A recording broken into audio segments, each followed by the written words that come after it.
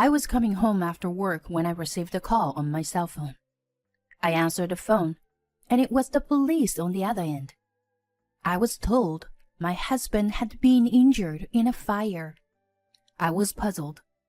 My husband said he had a meeting with someone from work today. A fire? Where? It couldn't have been at home, could it? With that in mind, I rushed home and found the house safe and sound. I was relieved, but there was no time to calm down. I rushed to pick up my sons and left them with my friend. When I entered the hospital room, my husband was sleeping. His burns didn't look too bad for a fire. His doctor told me that it would heal in a few weeks. They said it was the broken bones that were the worst. My husband jumped from the second floor to escape the fire. The impact fractured his spinal cord, and there is a possibility that he will be permanently injured. After the doctor's explanation, I was on my way back to the hospital room. Then the nurse approached me. "Oh, about his friend? She had made it to the next room." "His friend? She? What do you mean?" I was puzzled and asked the nurse who that woman was. She said that the person and my husband were in the same fire, and they were brought together. I asked my husband, "Sean, where did the fire happen?" Sorry. That's work-related, so I can't tell you. I'd rather you go home and bring me a change of clothes." "Huh? Why?" "Why? You're my wife. You're supposed to take care of me." "I don't give a damn about it. You never take care of me or the kids, even when we're very sick. Don't expect me to take care of you." While my husband was talking about this kind of nonsense, the door to the hospital room opened. I was a little confused when someone I knew walked in. "My name is Jane. My husband Sean and I have 2 sons, aged 3 and 5. I am 34 years old and have been working for the company I joined when I was 22 years old. My husband used to work for an IT company, but left about a year ago. He wanted to work in a more modern way. He left the company without consulting me, and we argued. I blamed him more for not consulting me about the income than for the fact that we are a family. He just told me not to worry, and that our income would increase. After he left the company, he started freelancing from home. At first, it seems to be going well, but then he started slacking off. He would stay up late at night playing video games in his workroom. When I would ask him when he was working, he always had no answer.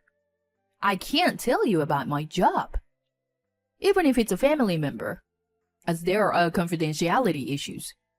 He just said that and wouldn't talk to me. In the beginning, his income was enough, but it has been dropping steadily. In the last 6 months, he only brings in about $1,000 a month. My husband is home at all time, but he does neither housework nor takes care of our sons. On the contrary, when kids caught a cold, he stayed out for a few days because he didn't want to catch a cold. When I got sick, I asked my husband to take care of our sons so I can go to the hospital. But he replied, "Why don't you just take the kids to the hospital?" and locked himself in his workroom. No income, no housework, no childcare. My husband doesn't even care about us. More than anything, I don't think he is a good father to the kids. So I thought about getting a divorce. However, my days are so busy that I can't prepare for the divorce yet. I was spending my days in a fog like that. Then, my husband, who was home most of the time, started staying out a lot, saying he had to run some errands. And he started carrying his cell phone with him at all times. I immediately noticed the change in my husband and suspected he was cheating on me. In the past, I would have been shocked if he was cheating on me. But at that time, I was hoping that he was cheating on me and that I would be able to get a divorce favorably. I tried to gather evidence of the affair, but my husband would not let go of his cell phone. I decided that it would be difficult to get evidence from his cell phone, so I gave up. So I thought about hiring a detective to prove it. But we have very little savings because we have been living on my income almost exclusively. I was wondering how to get evidence of the affair every day. I was so stressed out. Then came a turning point for me. I was coming home after work when I received a call from my cell phone. I answered the phone, and the person on the other end was the police, telling me that my husband had been injured in a fire. My husband said he had a meeting with someone from work today, but a fire? Where? It could have been a home, could it? With that in mind, I rushed home and found the house was safe and sound. I was relieved, but there was no time to calm down. I rushed to pick up my sons and left them with my friend. I went to the hospital and entered the room where my husband was sleeping. His burns didn't look too bad for a fire. While I was in a daze, a nurse came in. She said that the doctor would explain everything, and I left the room. The doctor said that my husband had a few burns, but they should heal in a few weeks. The worst part is the broken bones. He jumped down from the second floor to escape the fire. The doctor said that the impact fractured his spinal cord, and that there was a possibility that he would be permanently injured. When I was told that, my first thought was, shoot, I should have divorced him sooner. I know I sound like a cold person, but I couldn't even think about taking care of my husband. After the doctor's explanation, I was on my way back to the hospital room. Then, the nurse approached me. Oh, about his friend? She admitted to the next room. His friend? She? Oh, could she be? Can you tell me who it is, please? I asked the nurse. She was in the same fire as your husband. She was brought in with him. Could she be the woman my husband was having an affair with? I rushed back to the hospital room. My husband was already awake. Sean, where did the fire happen? Sorry. That's work-related, so I can't tell you. I was convinced, by the way my husband was stammering, that the fire broke out while he was meeting the woman he was having an affair with. I'd rather you go home and get a change of clothes, would ya? Huh? Why? Why? You're my wife.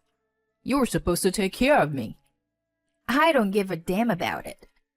You never take care of me or the kids, even when we're very sick. Don't expect me to take care of you. While my husband was talking about this kind of nonsense, the door to the hospital room opened. The man who came in was Mr. Howard, the husband of my mom friend, Amanda. I was a little confused to see someone I knew come in. It seemed Mr. Howard had seen me entering the hospital room and came to greet me. Yes, it was Amanda, one of my mom friends, who was admitted to the next hospital room. I looked at my husband in surprise, and his face turned completely pale. He looked away from me. So, that's what it is. My husband was having an affair with Amanda. I was speechless. Amanda was a good friend of mine ever since our kids started to go to the same kindergarten. She even came to our house with her kids. I introduced her to my husband at the time. So my husband must have known that she was my friend. I told Amanda that my husband had been cold lately and that I suspected him of cheating on me. She had a serious look on her face, nodding her head and listening to me. What the hell was she thinking? Was she going to figure out how much I knew about the affair? I suppressed my desire to beat my husband and Amanda up and question them right there. Instead, I greeted Mr. Howard. You must be Amanda's husband, right? Your wife has always been a great friend to me. Oh, yes. I'm sorry. I'm a little confused here. I just heard that your wife and my husband were in the same fire. My husband won't tell me where the fire happened, and... Do you know anything about this? Asked Mr. Howard. Then he glanced at my husband and said to me, So, your husband was also in the fire, right? My apology. The fire happened in my house. What? Really? Was that your house? I had no idea my husband was there. When I looked back at my husband, he hid under the covers. Well, Jane, I think I need to talk to you. Do you have a few minutes? Yes, I was going to ask you the same. I had a pretty good idea of what Mr. Howard was going to talk about. We went to a cafe near the hospital. He told me that he was gathering evidence. One day, he had looked inside Amanda's cell phone and found something. There was a picture of her and my husband, looking like they were in love. Mr. Howard said that he had also asked a private detective to keep an eye on Amanda and collect further photos of the affair. I also told Mr. Howard that I had suspected that my husband was cheating on me for a long time, and I had no idea who his affair partner was. When I told Mr. Howard that I was going to divorce my husband, he agreed to help me. 2 days later, Mr. Howard and I headed for the hospital together. My husband and Amanda were still in the next room to each other. But Amanda came to my husband's hospital room as if she thought nothing had been discovered. Thank God, Amanda! You look well. I came to see you the day before yesterday, but you were on the bed rest, so I couldn't talk to you. How do you feel? Are you all right? Yes, I'm okay. I broke my shoulder, so I have to rest for a while, though. Yeah, that's tough. I hope it heals quickly. You'll need money from now on, right? Huh? Well, yeah. The kids are still small, so... That's right. You have to pay child support, right? Get well soon, Amanda. Good luck with the job hunting, too. Amanda didn't know what I was talking about and was confused. Hey, what are you talking about? I hope you brought my change of clothes, did you? Of course, I didn't. What? You're really useless. Didn't I tell you the other day I wouldn't take care of you anymore? I brought you this today. Saying that, I took the divorce papers out of my bag. Huh? Are you divorcing me? Are you abandoning your husband because I might be permanently injured? No, it wasn't because of the injury. The day you were taken to the hospital, you said you had a business meeting. Then, why were you at Amanda's house? That's because, well, you know, I only didn't tell you. But Amanda is one of my business associates. We were discussing things at their house, and the fire happened. That's all. Are you that stupid that kind of excuse would work? I already know about the relationship between you and Amanda. No matter how many excuses you make, you'll just look ridiculous. My husband became upset and started to talk back at me. Shut your mouth. Don't make a fuss over just one affair. Besides, what are you going to do after the divorce? Can you raise 2 kids by yourself? Of course I can, and I will. I've been raising them by myself all this time. You've never been there. What? I've been playing with them. Yeah. Maybe a few hours every few months. I'm sure the neighborhood elementary school kids play with them more than you. But what about the money? You need my income, right? Or are you going to put our kids through a tough situation? Well, we'll be totally fine. Life will be much easier without you. Because I won't have any expenses to spend on you. But I have this injury, you know. So if it gets out that you left your husband who needs help, you're gonna ruin your reputation. Even if you're going to divorce me, you might as well do it after I'm fully recovered. No. I can't. I can't wait any longer. If anyone should take care of you, you have your girlfriend, haven't you? My husband looked at Amanda. After thinking for a moment, he seemed convinced. If you insist, I understand. I don't need a bitch like you anymore. I'll divorce you then. Hand me the documents. My husband reached out to grab the divorce papers. Stop it! I moved the papers away from him so he wouldn't take them. What? You said you want a divorce. We haven't discussed alimony and child support yet. Are you crazy? Are you gonna take money from an injured man? I need money for hospital bills, physical therapy. Well, good luck with your physical therapy. 'Cause you need to make some money and pay for the alimony. You don't even have any savings, remember? What? You don't have any savings? Amanda's voice came out in surprise. In response to my words, my husband stared at me with a look of disbelief on his face. You told me you had money. You said you were freelancing, so you were making a lot of money.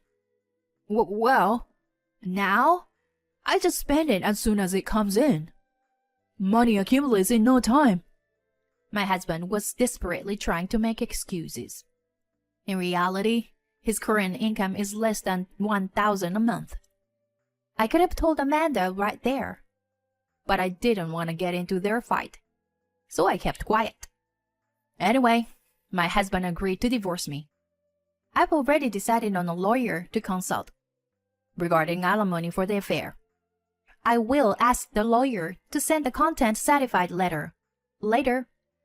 With me saying that, Mr. Howard and I left the hospital room. As soon as I got home, I prepared to move out. I went to thank my friend for taking care of my kids. I also told her that I was divorcing my husband because he had been unfaithful to me, and that I was planning to move out. I didn't directly tell her that my husband's affair partner was Amanda. Several people already knew that my husband was in a fire at Amanda's house. Even if I hadn't told them, word would have spread.